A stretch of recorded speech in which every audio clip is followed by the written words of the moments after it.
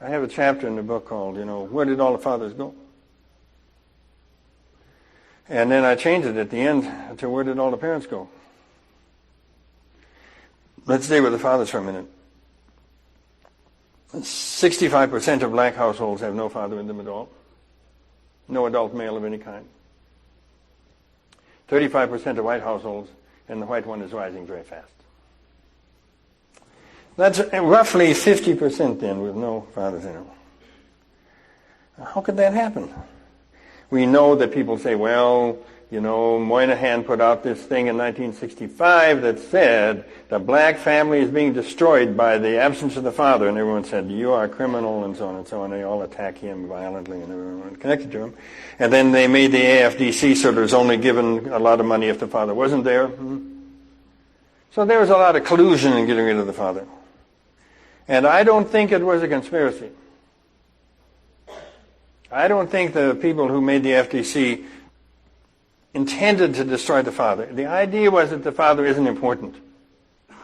I mean, if the grandfather isn't important, if you can leave him behind in Europe, well, what's important about the father? I mean, this is a question I still have not solved in my mind.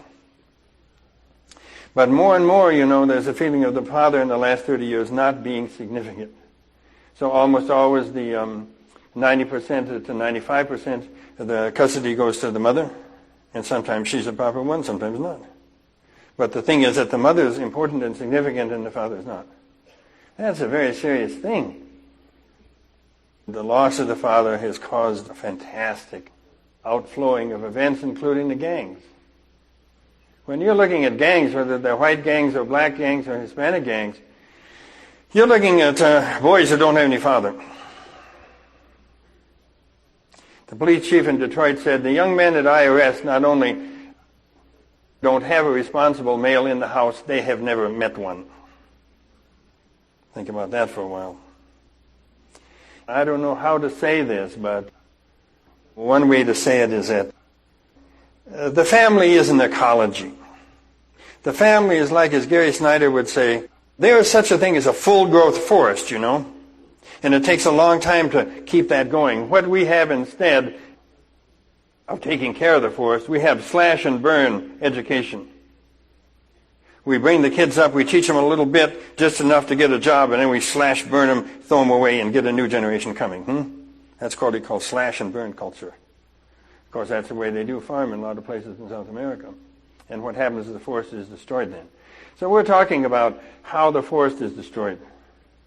Now, the strange thing is our view of the family is about as elementary as the view of the forest was in like 1850, in which they thought you could take one element out of the forest, such as a squirrel or the white pine or something else, and the forest would still remain.